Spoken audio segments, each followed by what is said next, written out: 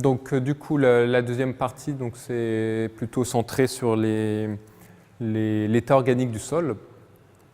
Et donc évaluer le rôle, fonction des matières organiques dans le sol, pourquoi c'est intéressant de s'y préoccuper.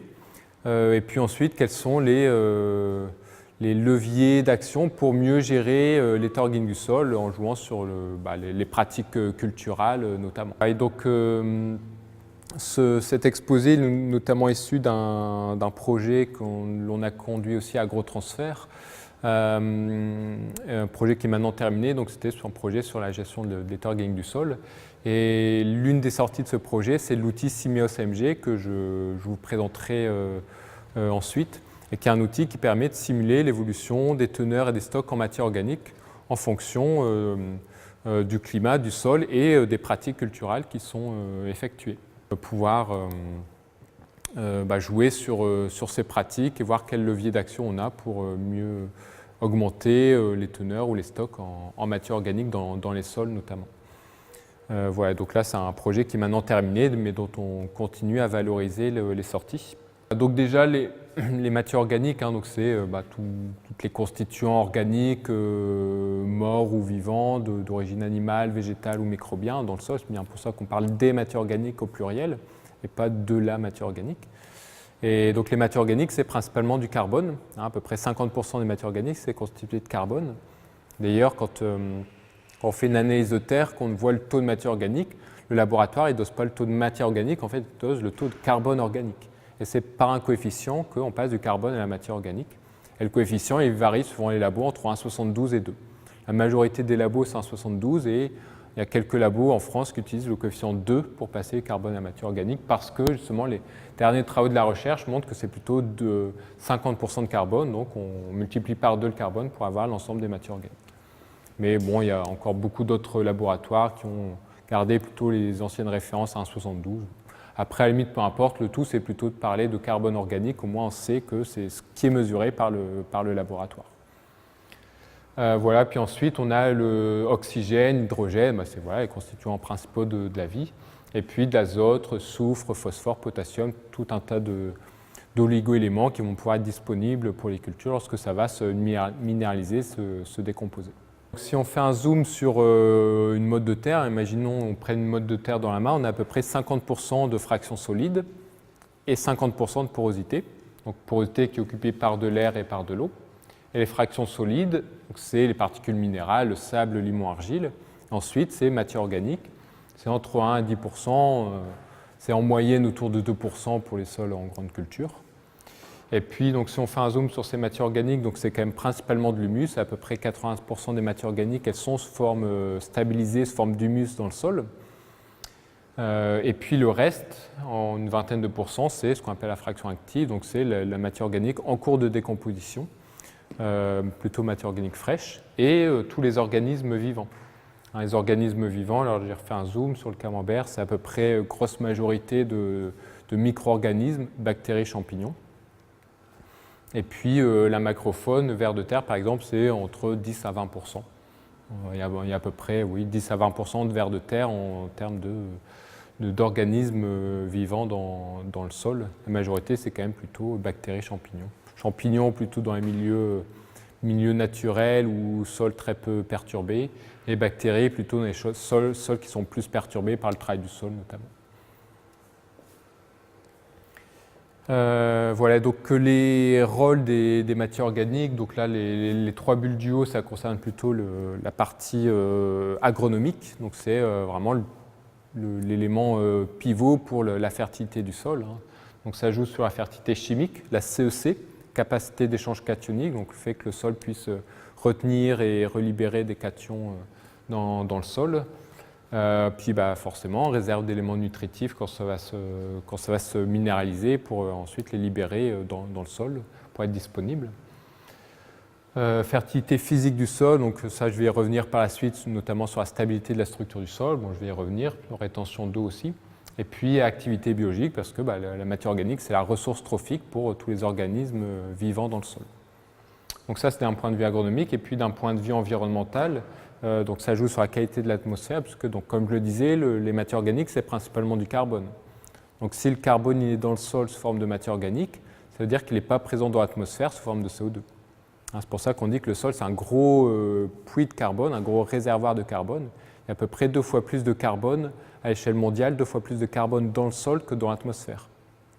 Donc une faible évolution des stocks de carbone à l'échelle mondiale, ça a un effet énorme sur les émissions de gaz à effet de serre. Et puis sur la qualité de l'eau, ça joue aussi puisque les matières organiques permettent de retenir un certain nombre d'éléments polluants. Donc, par exemple, des résidus de produits phytosanitaires, si on en épand et qu'il y a des résidus qui retombent au sol, un sol plus riche en matière organique va fixer et retenir plus longuement ces résidus de produits phytosanitaires. Donc, s'ils sont fixés dans le sol et qu'ils restent plus longtemps dans le sol, les micro-organismes vont avoir plus de temps pour les attaquer, les digérer, les dégrader. Alors qu'un sol avec peu de matière organique, ces résidus vont filtrer plus rapidement en profondeur et c'est comme cela qu'on peut les retrouver dans les nappes phréatiques. Voilà, donc d'où l'importance de préserver l'état organique du sol d'un point de vue agronomique et d'un point de vue environnemental. Et donc quelques références là, sur les aspects stabilité structurale, notamment rôle de la matière organique sur la stabilité de la structure. Donc là, c'est les travaux de l'INRA qui ont apprécié la stabilité de la structure en fonction du taux de matière organique. Donc on voit que plus le taux de matière organique augmente et plus la stabilité de la structure augmente aussi. Et globalement, en général, donc là c'est pour un sol limoneux, on parle souvent de teneur un peu seuil entre guillemets de 2%, c'est-à-dire qu'au-delà de 2% de matière organique, on passe de la classe instable à la classe moyennement stable. C'est-à-dire qu'on commence à voir les effets sur la stabilité structurelle, surtout au-delà de 1,8-2% de matière organique, notamment pour les sols limoneux. Donc voilà ce que peut donner justement les sols limoneux sensibles à la battance. Sous l'impact des gouttes de pluie, les mottes de terre sont éclatées et puis toutes les particules de terre fine viennent combler la porosité en surface. On a les fameuses croûtes de battance qui peuvent être notamment compromettantes pour la levée des cultures, surtout si ça ressèche derrière. Bon, quand c'est un peu humide ou comme des céréales qui sont moins sensibles, les cultures arrivent à les transpercer, mais là, ici, c'est du lin, une petite graine qui sera beaucoup plus sensible à une croûte de battance. Et donc voilà le type de dégâts que ça peut occasionner là, sur une velle de betterave. Là, une croûte de battance qui a limité fortement le taux de levée des betteraves. Et là, la perte économique pour l'agriculteur, elle va être directe parce que c'est pas comme une céréale ou du colza qui peuvent taler ou ramifier. Là, une betterave qui ne lève pas, c'est tout simplement une betterave en moins dans le silo. Donc la perte économique, elle est directe pour l'agriculteur. Autre élément aussi, par rapport aux aspects stabilité structurale, quand on fait des profils de sol, on observe très souvent des taches un peu blanchâtres comme ça dans le profil. Et en fait, ici, c'est du limon fin désagrégé sous la pluie. En fait, c'est une ancienne croûte de battance qui est enfouie, tout simplement, et qu'on retrouve dans le profil. Et du coup, comme c'est du limon complètement désagrégé, qui n'a plus du tout aucune cohésion parce qu'il est plus relié à l'argile et à la matière organique, la moindre pression qui s'exerce dessus, ça va se retasser. Et c'est pourquoi on retrouve très fréquemment des zones tassées avec du limon coincé dedans parce que cette zone était beaucoup plus sensible au tassement du sol. Donc ça, c'est un premier effet. Et puis, il y a un deuxième effet sur l'entraînement en profondeur et le fait de venir combler la porosité en profondeur. Là, par exemple, c'est une galerie de vers de terre. On voit que cette galerie a été bouchée par du limon fin. Donc, quand on a une croûte de battance, c'est certes compromettant pour la levée des cultures. Mais ensuite, quand il y a les fortes pluies qui arrivent, comme ce limon il a complètement été désagrégé sur l'impact des gouttes de pluie, il n'y a plus aucune cohésion, la pluie va entraîner ce limon en profondeur et venir combler la porosité ici d'une galerie de vers de terre. Donc là, par exemple, il y a un profil, on voit une galerie fonctionnelle qui est libre. On voit d'ailleurs il y a une racine qui se faufile dedans. Et là, une même galerie bouchée, et du coup, c'est plus fonctionnel pour l'écoulement de l'eau et l'enracinement des cultures. Ça, c'est des éléments qu'on évoque rarement. C'est vrai ce que l'on voit, c'est directement l'impact visuel en surface qui peut être compromettant pour la levée des cultures, mais il faut savoir aussi qu'on fragilise petit à petit le sol, au tassement, à la perte de porosité plus en profondeur avec l'entraînement de ces limons désagrégés, du fait d'un manque de matière organique au départ. Voilà, donc maintenant je vais aborder les aspects bilan humique pour voir comment on peut gérer l'état organique du sol et connaître l'impact des pratiques notamment sur l'évolution des teneurs des stocks en matière organique. Donc déjà, le principe d'un bilan humique, ça consiste à comparer les entrées et les pertes de carbone dans le sol. Donc les entrées de carbone, elles proviennent des résidus de culture, donc tous les résidus aériens, les pailles si elles sont restituées, les feuilles, les chaumes, les résidus racinaires, il ne faut pas oublier tout le système racinaire qui est un apport non négligeable. Donc ça pour les cultures principales, mais aussi pour les cultures intermédiaires qui captent le carbone par la photosynthèse en interculture, puis c'est restitué quand on les détruit.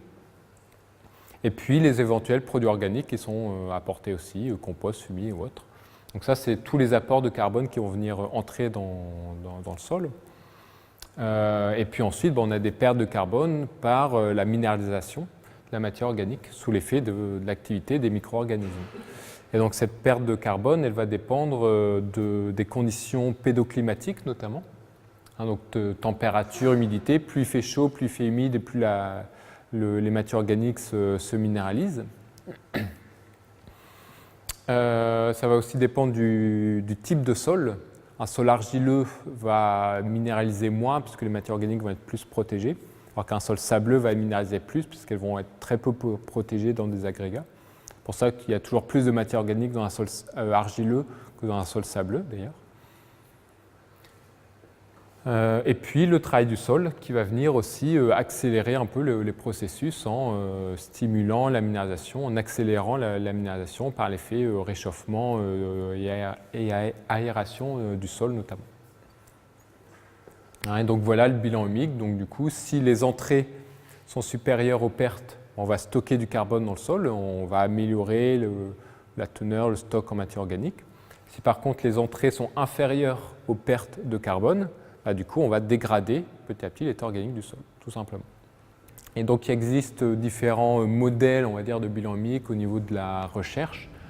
Et donc nous, le modèle que l'on a mobilisé dans le cadre du projet, c'est le modèle AMG, donc c'est du nom de ses auteurs, c'est Andrilo Marie-Guérif, c'est un modèle de l'INRA, qui reprend le principe du bilan humique, avec la particularité qu'il distingue deux poules de carbone dans le sol. Il y a le carbone actif et le carbone stable, qui se distinguent par leur temps de renouvellement.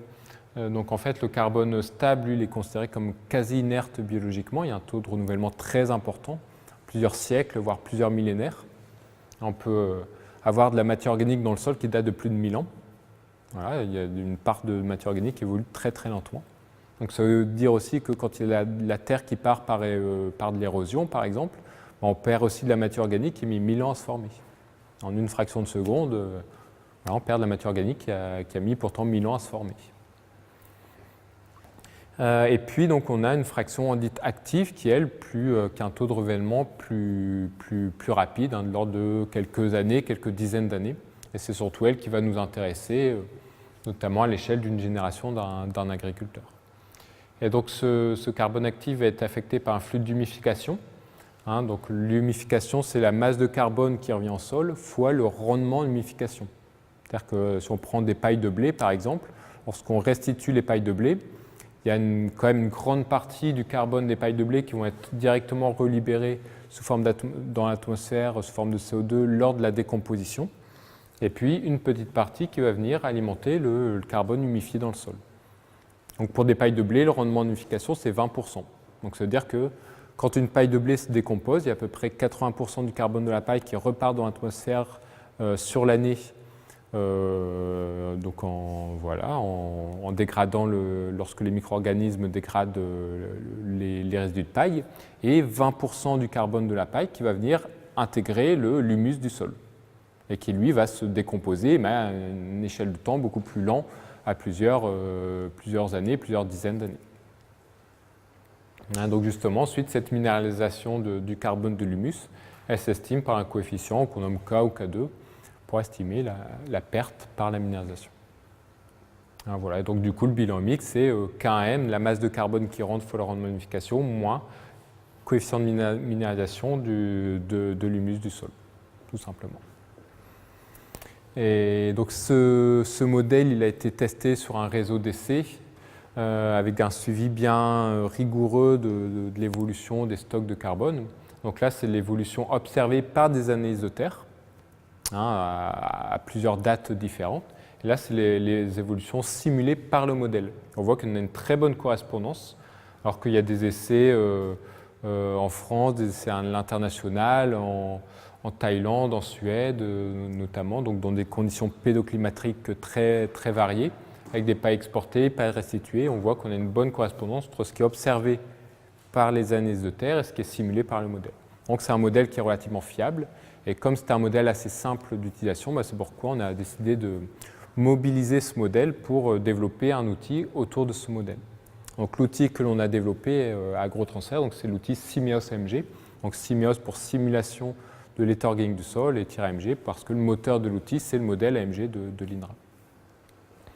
Et donc l'outil, ça reprend le modèle AMG et puis il y a ensuite différents modules autour pour estimer l'effet des pratiques agricoles, donc les entrées de carbone par les cultures intermédiaires, les amendements organiques, et puis estimer les pertes de carbone par le climat, le sol et le travail du sol. Donc là, voici un exemple d'utilisation de cet outil, justement pour le conseil. Donc là, j'ai pris un système légumier, un sol limoneux, un système potentiellement problématique par rapport à l'état organique du sol. Donc j'ai pris une rotation pommes de terre, blé, pois, betterave, blé, carotte. Donc avec voilà, des légumes, des pommes de terre, des betteraves, un peu de blé. Donc j'ai pris une hypothèse de labour assez fréquente. Tous les 3 ans, on laboure 2 années sur 3. On laboure entre 25 et 30 cm de profondeur et on met un engrais vert 1 an sur 3. Et voilà ce que nous sort l'outil. Donc là, c'est l'évolution du stock de carbone en fonction du temps, donc la quantité totale de carbone organique, donc de matière organique si on veut, en fonction du temps, et l'évolution de la teneur en carbone dans la couche travaillée. Donc exprimée en carbone ou en matière organique. Les scientifiques ils préfèrent plutôt parler de carbone organique, les conseillers, les agriculteurs, on a plutôt les références en matière organique. Bon, on a mis à une double échelle carbone ou matière organique. Et donc là, on voit qu'on diminue ici les stocks et les teneurs en carbone ou en matière organique dans le sol. Donc là, on dégrade avec ce système de départ, on dégrade l'état organique du sol. Donc déjà, on ne partait pas d'un niveau très élevé, parce qu'on est atteint à 1,7% de matière organique, et on diminue encore plus le taux de matière organique. Et donc ensuite, on va voir comment jouer sur les pratiques culturelles pour tenter d'améliorer la situation. Donc là, j'ai fait un premier changement de pratique où j'ai réduit le travail du sol pour tenter de limiter les pertes de carbone. Donc au lieu de labourer 2 ans sur 3, je laboure plus qu'un an sur 2. Et puis, profondeur de labour, je passais de 28 à 22 cm, donc entre 20 et 25 cm. Donc on voit qu'au niveau du stock, on a limité la minéralisation en limitant le travail du sol. Donc on a un petit mieux, mais c'est toujours pas suffisant pour équilibrer le bilan. Le stock continue à diminuer, même si on a un léger mieux par rapport au système de départ. Par contre, au niveau de la teneur dans la couche travaillée, on voit qu'on arrive là à augmenter la teneur dans la couche travaillée. Donc, je ne sais pas si vous arrivez bien à comprendre pourquoi le stock diminue alors que la teneur augmente. C'est bien lié à la variation de la profondeur de travail du sol. Donc là, on a réduit le travail du sol, donc au niveau du stock, on a limité la minéralisation, donc du coup, on a un petit plus, mais ce n'est pas suffisant pour augmenter la quantité totale de matière organique. Par contre, au niveau de la teneur dans la couche travaillée, la concentration en surface, quand on passe de 28 à 22 cm, hop, on dilue moins les matières organiques. Et donc, du coup, on arrive à augmenter légèrement la teneur en surface dans la couche travaillée. Par rapport aux aspects battance, érosion, ça c'est très important. Un deuxième levier ici d'action, là j'ai joué sur l'augmentation des restitutions humiques. En augmentant les restitutions par un apport de compost de déchets verts, donc 10 tonnes tous les 6 ans. Et puis un engrais vert supplémentaire, au lieu de mettre 1 sur 3, j'en mets 1 an sur 2. Donc c'est la courbe verte. Et donc on voit qu'on arrive à stabiliser la situation, le bilan ici. Et donc là, on arrive à se permettre d'équilibrer le bilan humique en augmentant la restitution et limiter la dégradation des teneurs et stocks. Et puis, troisième scénario, là en rouge, où j'ai joué sur les deux termes du bilan humique en augmentant la restitution et en limitant les pertes de carbone. Donc, on met un compost en plus et on limite le travail du sol en limitant la fréquence et la profondeur de labour. Et puis du coup, on voit qu'on augmente à la fois le stock et la teneur en matière organique, avec des pratiques qui restent on va dire raisonnables. Faire un apport de compost 10 ans tous les 6 ans ou réduire la profondeur de labour et la fréquence, bon, ça reste faisable sans trop de bouleversement du système de culture. Donc voilà un exemple d'utilisation de l'outil où à partir d'un système défavorable, en changeant quelques pratiques, on arrive à améliorer les teneurs et les stocks en matière organique. Voilà, et puis donc ensuite, par rapport aux sorties, il y a différents indicateurs que l'on peut utiliser pour interpréter les sorties de l'outil. Donc on a la teneur, le stock ou le flux de matière organique fraîche. Donc la teneur, c'est plutôt relié au comportement physique du sol, résistance à l'abattement, stabilité structurale, à la résistance à l'érosion, à la travaillabilité. Le stock, donc c'est la quantité totale de matière organique, là c'est plutôt relié au stockage, fourniture d'éléments minéraux, la CEC, la rétention d'eau aussi, c'est plutôt relié au stock. L'aspect séquestration du carbone, d'un point de vue environnemental, là forcément c'est le stock que l'on regarde. Et puis le flux de matière organique fraîche, donc c'est la quantité totale de matière organique fraîche qui revient chaque année au sol. Donc là c'est plutôt relié à l'activité biologique, la stabilité de la structure du sol aussi à un pas de temps assez court lorsque ça se décompose, et puis à la fourniture d'éléments minéraux. Voilà, donc je ne sais pas si c'est bien clair pour vous. La teneur, donc c'est une concentration en surface dans la couche travaillée. Le stock, c'est la quantité totale de matière organique. Et le flux, c'est la restitution chaque année de la matière organique fraîche au sol.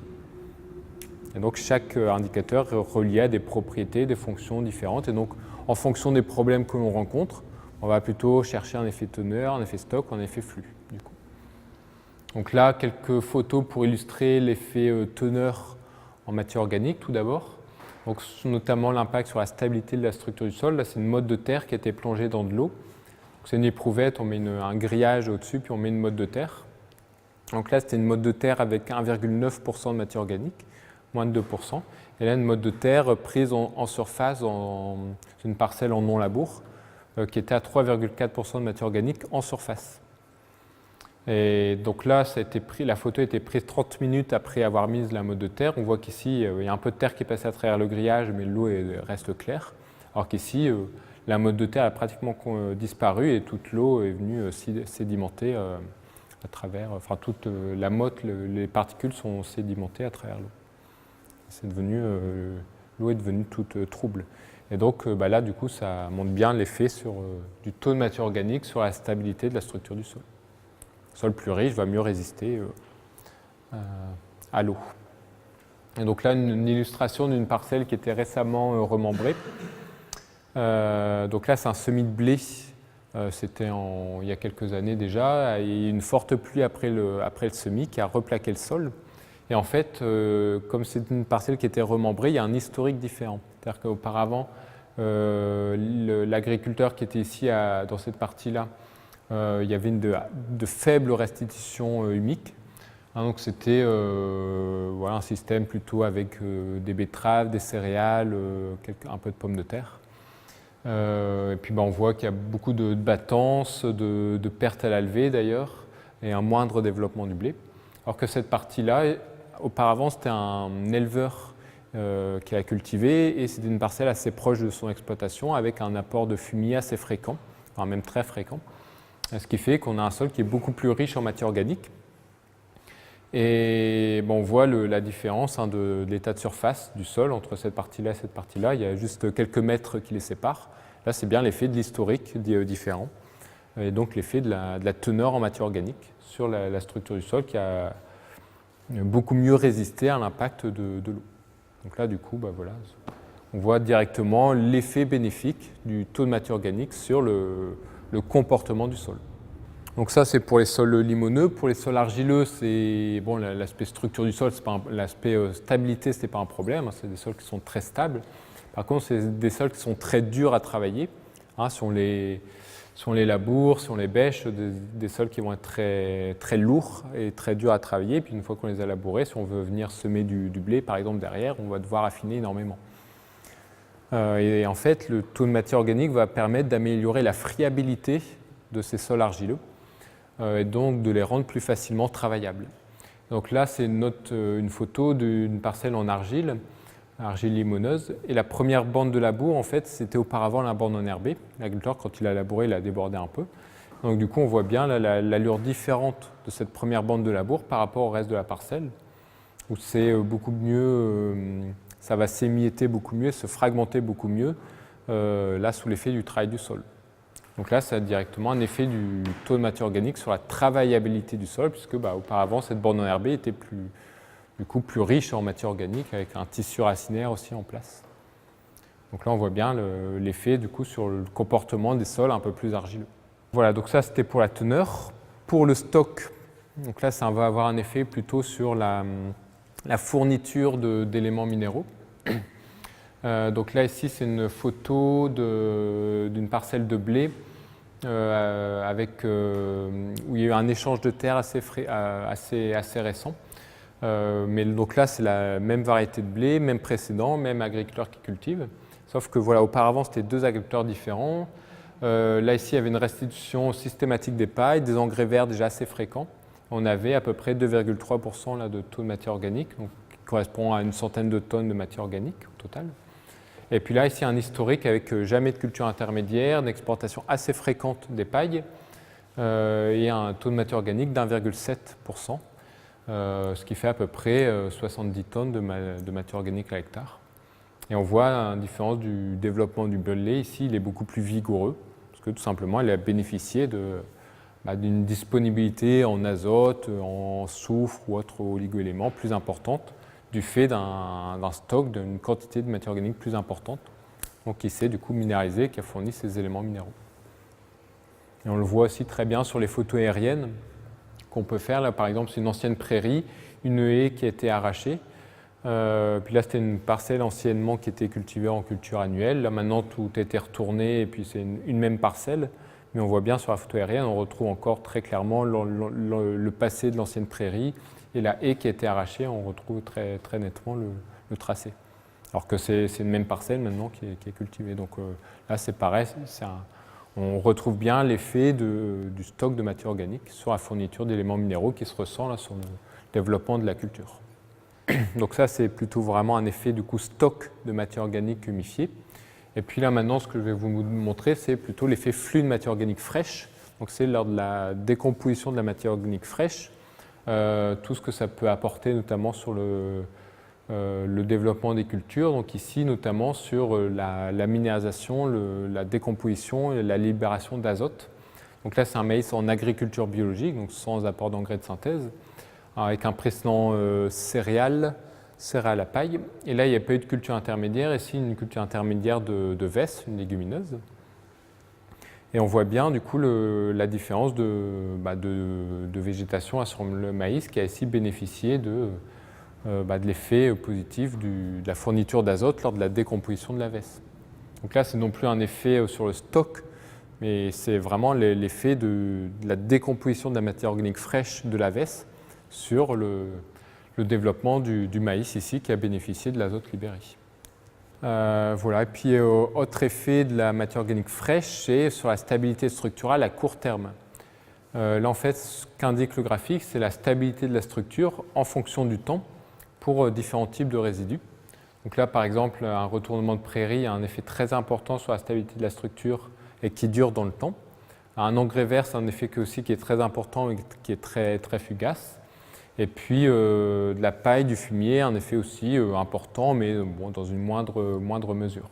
Donc là, en fait, c'est lors de la décomposition, il y a des corps microbiens, des métabolites qui sont émis et qui vont permettre la stabilisation de la structure, mais dans un pas de temps relativement court. Donc ce qui est intéressant ici, c'est de voir l'engrais vert, où on a un effet qui est vraiment très important, mais qui est très, très fugace, très rapide.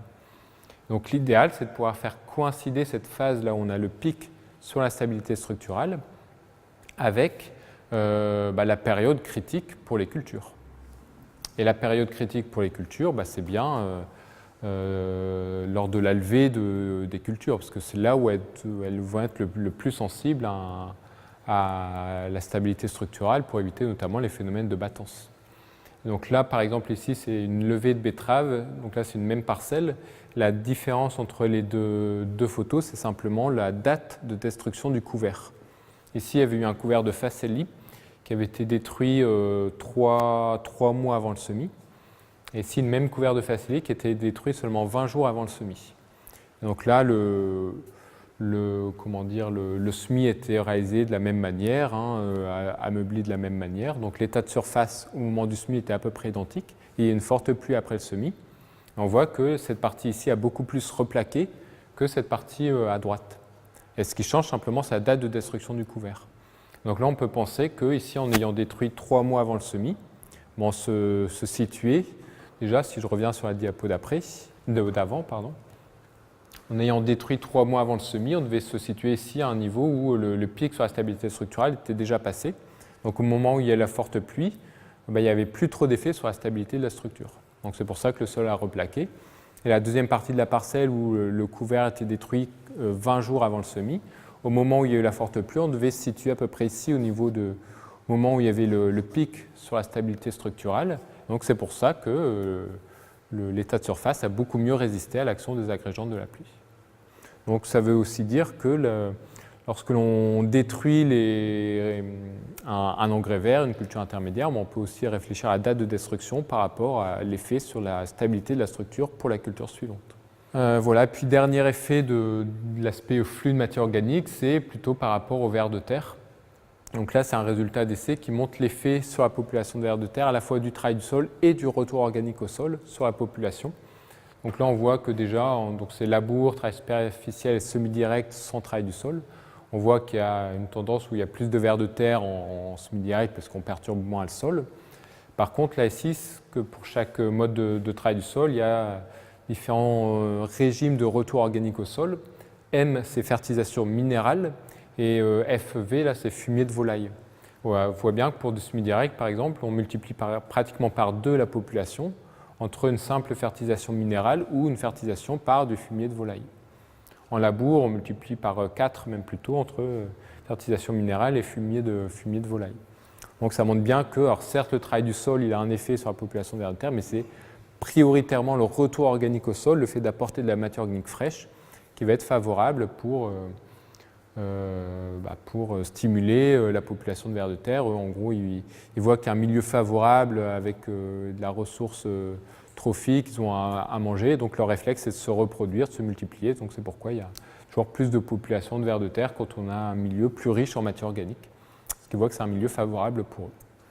Et donc, du coup, plus de travail, de bioturbation, de réseaux de galeries ou autres, notamment.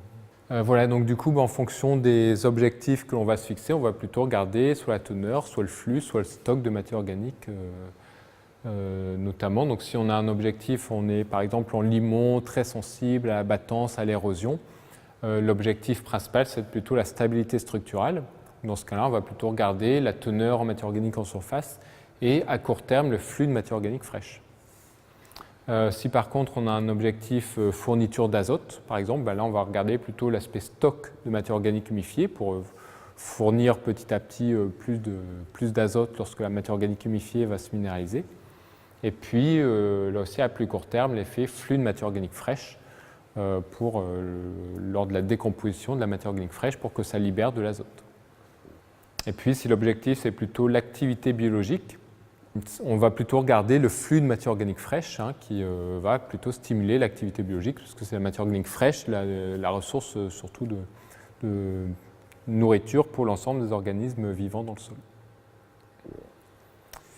Voilà, et donc du coup je vais vous montrer un peu comment fonctionne l'outil, parce que en fait dans l'outil on a une version payante qui est pour nous permet de rentrer dans les frais de maintenance et d'hébergement de l'outil, mais c'est aussi une version gratuite accessible librement pour Voilà, une version de démo qui est accessible pendant 1 heure pour voir un peu comment fonctionne l'outil, tester l'impact de quelques pratiques sur 1 ou 2 parcelles.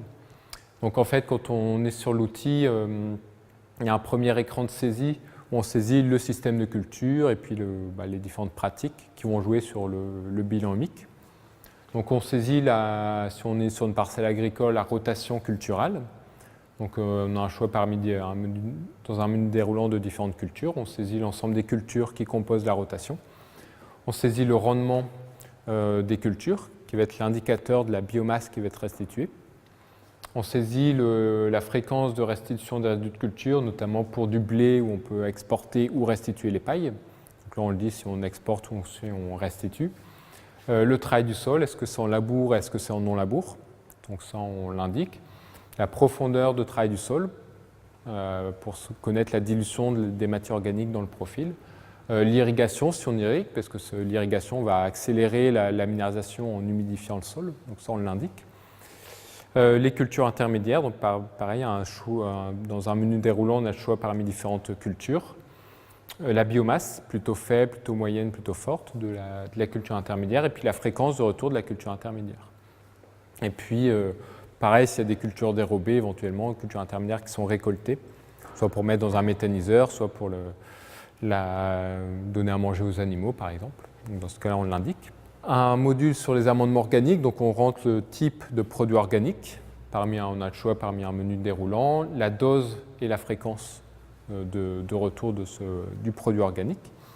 Et puis, enfin, le type de sol et le climat qui viennent jouer aussi. Donc, le type de sol qui va jouer sur la minéralisation, le climat aussi qui va jouer sur la minéralisation, et puis le taux de carbone organique de départ pour bien savoir de quel taux on part. Donc on a quand même besoin d'une analyse de terre pour savoir de quel niveau on part pour faire le bilan humique.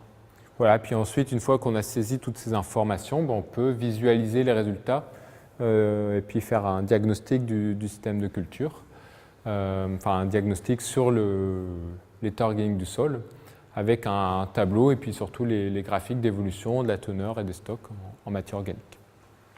Voilà. Puis en fonction du diagnostic, on peut revenir sur le scénario de départ et puis faire des modifications de pratiques, de travail du sol, de culture intermédiaire, de fréquence de restitution des pailles pour tester l'impact de nouvelles pratiques et mieux gérer l'état organique du sol si éventuellement il y a un problème ou si on veut augmenter plus les teneurs, les stocks en matière organique.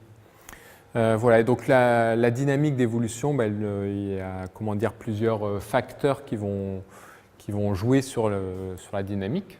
Donc il y a déjà la succession culturelle, le type de sol. Comme je le disais, un sol argileux, la minéralisation va être diminuée parce que les matières organiques vont être protégées par l'argile, donc il y a moins de minéralisation. Donc le taux de type de sol joue, le taux de matière organique de départ va jouer aussi sur la dynamique d'évolution. Et puis ensuite, les pratiques culturelles vont jouer sur la dynamique et c'est justement sur ces pratiques culturelles qu'on va pouvoir avoir c'est sur ces pratiques, c'est les leviers agronomiques qu'on va pouvoir mobiliser pour mieux gérer l'état organique du sol. Donc parmi ces leviers, on a du coup les produits organiques, la succession de la culture, les cultures intermédiaires, la gestion des résidus de culture et puis le travail du sol, labour, non-labour et la profondeur de travail du sol notamment. Donc ça, c'est les différents leviers sur lesquels on va pouvoir jouer pour améliorer l'état organique du sol. Voilà, donc si on regarde le premier levier déjà au niveau des produits organiques, donc là le type de produit organique qu'on va apporter, ça va dépendre de l'objectif qu'on va se fixer. Si on a un objectif plutôt de fourniture de matière organique humifiée au sol, on va plutôt prendre un produit amendant, donc un produit plutôt d'origine végétale, donc avec un produit plutôt stable, avec un rendement en humus élevé et plutôt riche en carbone, si on veut plutôt avoir un pouvoir amendant sur le sol. Donc ces produits type du compost, du fumier, le BRF, bois ramel fragmenté, broyat de branches, très riche en carbone. Après, si on a un objectif plutôt d'éléments minéraux, fourniture d'éléments minéraux, là, on va rechercher plutôt un engrais organique donc un produit plutôt d'origine animale, donc, qui va se décomposer, se minéraliser beaucoup plus lentement, donc beaucoup plus rapidement, pardon, et qui sera aussi plus riche en éléments minéraux, et donc avec un C sur N plus faible. Donc produits type du lisier, des fientes, des vinasses, des boues, par exemple, qui vont avoir un rôle plutôt de fertilisant, là pour le coup. Hein, voilà. Et puis pour apprécier le rendement en humus des différents types de produits, on s'aide en fait des fractions biochimiques des produits organiques. Donc il y a la fraction soluble, l'hémicellulose, cellulose, lignine. Et ensuite il y a un indicateur qui reprend ces différentes fractions pour estimer le rendement en humus des produits organiques en fonction de leur composition. Et c'est comme ça qu'on détermine si un produit va être plutôt amendant ou plutôt fertilisant. Hein, donc typiquement du BRF, du compost, c'est plutôt un rendement en humus élevé, plutôt au-delà de 50-60%, alors que si on prend du lisier, de la vinasse, c'est des rendements d'humification beaucoup plus faibles, plutôt inférieurs à 20%. Et donc c'est de cette manière avec l'ISMO que l'on détermine si le produit va apporter plus ou moins de carbone stable au sol. Voilà, donc si on regarde maintenant la succession de cultures et l'effet de la restitution des différentes cultures sur le retour de carbone au sol. Là, c'est l'ensemble des cultures qu'on rencontre le plus fréquemment et leur fourniture de carbone au sol. Donc les cultures qui restituent le plus, c'est colza et maïs grain, parce qu'il y a quand même, ça crée beaucoup de biomasse végétale. Donc c'est les cultures qui restituent le plus. Blé, paille restituée aussi, qui restitue pas mal. Tournesol, on n'en trouve pas beaucoup ici, mais ça restitue aussi pas mal. Ensuite, on retrouve toutes les protéagineux, févrole, pois, blé, paille exporté, betterave. Donc ça restitue à peu près la même chose. Hein. Donc, par exemple, un blé paille exporté, ça restitue à peu près la même chose qu'un pois protéagineux, pour donner quelques ordres d'idées. Maïs en silage, même si on exporte une bonne partie de la biomasse aérienne, il y a quand même toutes les racines qui ne sont pas du tout négligeables pour un maïs. Et puis les cultures qui restituent beaucoup moins, donc c'est les cultures légumières, du lin fibre. Lin fibre, on arrache même une partie de la racine, donc il reste très peu de matière organique après du lin. Et puis carottes, épinards ou autres, après les cultures légumières, il reste très peu de matière organique qui revient au sol. Donc voilà pour un peu l'ensemble des cultures et leur niveau de restitution. Là, ici en rouge, j'ai indiqué la perte naturelle de carbone par la minéralisation de la matière organique humifiée. Si on prend, là j'ai pris un sol limoneux à 2% de matière organique, on perd à peu près 650 kg de carbone par hectare et par an, en moyenne pour ce type de sol-là. Donc ça veut dire que là, pour toutes les cultures qui sont dessus, colza, maïs grain, blé, paille enfoui, on va restituer plus que ce qui va être perdu par la minéralisation. Donc on va du coup enrichir le sol en matière organique. Ensuite, toutes les cultures qui sont en dessous, on va apporter moins que ce qui est perdu par la minéralisation. Donc du coup, on va dégrader l'état organique du sol dès lors qu'on va faire des betteraves, un blé où les pailles sont exportées, du maïs en silage ou toutes les cultures légumières. Donc après, c'est-à-dire que pour compenser, il faut mettre soit un engrais vert en plus avant la culture, soit des produits organiques avant la culture pour venir augmenter la barre et venir compenser la perte. Ou alors c'est via l'alternance des cultures, l'alternance du blé avec les autres cultures qui va permettre de compenser petit à petit. Voilà, et puis c'est vrai que ce qui permet surtout de stocker du carbone dans les sols par rapport aux cultures, c'est surtout les cultures pluriannuelles, hein, par exemple les prairies temporaires ou permanentes, c'est vraiment via le renouvellement racinaire, la rhizodéposition, donc les exudats racinaires qui sont émis par les racines. C'est un effet très important sur l'apport de carbone au sol, et c'est pourquoi derrière une prairie, on a toujours un stock de matière organique plus important. C'est l'effet de la rhizodéposition, hein, donc des composés carbonés qui sont émis par les racines, qui sont très importants pour les cultures pérennes, type une prairie par exemple. Donc voilà, ensuite autre levier, donc c'est les cultures intermédiaires, hein, les engrais verts. Donc là, c'est forcément une source de carbone en plus, puisque ça capte le carbone par la photosynthèse et c'est restitué lorsque l'on le détruit. Et donc l'effet dépend déjà bien sûr de la biomasse, hein, entre une moutarde qui fait 2 tonnes et une moutarde qui fait 4 tonnes, celle qui fait 4 tonnes, elle restituera 2 fois plus de carbone au sol.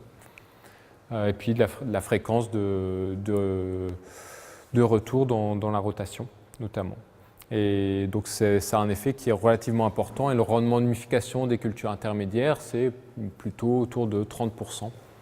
Donc on restitue une culture intermédiaire, à peu près 30% du carbone des résidus qui va venir alimenter le carbone humifié dans le sol, qui n'est pas du tout négligeable. Voilà, et puis dernier levier sur lequel on va pouvoir jouer, c'est le travail du sol. Donc le travail du sol, puisque ça va déjà permettre de limiter un peu la minéralisation, par l'effet du moindre réchauffement du sol, notamment si on réduit le travail du sol, et puis notamment en fait, le travail du sol va venir déprotéger les matières organiques en cassant les modes de terre, donc du coup les micro-organismes ont plus facilement accès à la matière organique, donc c'est pour ça qu'on a un peu plus de minéralisation. Et il y a notamment un essai de travail du sol à Boigneville, donc dans l'Essonne en France, qui a été mis en place depuis 1970, où il compare labour, travail superficiel semi-direct, les évolutions du stock en fonction des années. Donc là en bleu c'est l'évolution du stock en labour, et en vert l'évolution du stock en travail du sol réduit. On voit qu'on est parti du même stock de départ et on a stocké du carbone en travail du sol réduit, par l'effet réduction du travail du sol. Après, l'effet dépend un peu des années climatiques. Les années plus humides, l'effet est moins important. Et les années sèches, on stocke un peu plus de carbone. Bon, c'est une tendance. Après, elle tend à diminuer au cours du temps. Mais globalement, en tendance, on stocke un peu plus de carbone en travail du sol réduit. Donc, parce qu'on minéralise moins, donc on stocke un petit peu plus, on perd moins de carbone. Donc ça, c'est un premier effet. Et surtout, un deuxième effet, c'est sur la répartition des matières organiques. Donc là, c'est dans le même essai. La répartition de la matière organique dans le profil. En labour, on voit que c'est homogène. En travail superficiel, il y a quand même une concentration sur la profondeur travaillée. Et en semi-direct, on arrive à atteindre 4% de matière organique en surface, en semi-direct, par l'effet concentration de la matière organique en surface. Donc là, il y a un vrai effet, notamment dans les limons sensibles à l'abattance, à l'érosion, au ruissellement, un très fort effet de la réduction du travail du sol pour concentrer les matières organiques en surface et le rendre beaucoup plus résistant à l'abattance et à l'érosion. Voilà, et puis donc là j'ai fait quelques simulations pour justement regarder l'effet d'un labour occasionnel, parce que c'est vrai que dans beaucoup de situations, des agriculteurs essaient de passer au non-labour, mais on ne s'interdise pas forcément le labour s'ils ont un problème de mauvaises herbes par exemple à gérer, qui reviennent une fois tous les 10 ans à un labour, ou alors tout simplement une culture qui arrive, un semis de blé trop tardif qui n'arrive plus à semer en non-labour parce que c'est trop humide, hop, on ressort la charrue pour semer le blé. Donc là, j'ai fait quelques simulations pour voir l'effet d'un labour très occasionnel sur le stock et sur la teneur. Donc là, sur le stock, donc en bleu, c'est non-labour, et en vert, c'est un labour tous les 10 ans.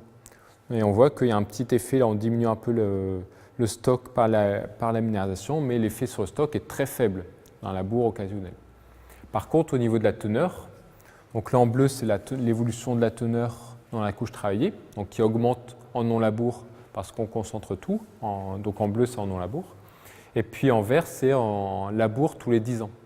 Donc là, on est en non-labour, et puis hop, l'année où on laboure, on redilue la matière organique, l'année où on laboure. Donc on perd tous les effets bénéfiques qu'on a accumulés, hop, on revient quasiment à zéro. Après, on réaugmente la teneur, puis hop, de nouveau on relaboure, hop, on reperd tout.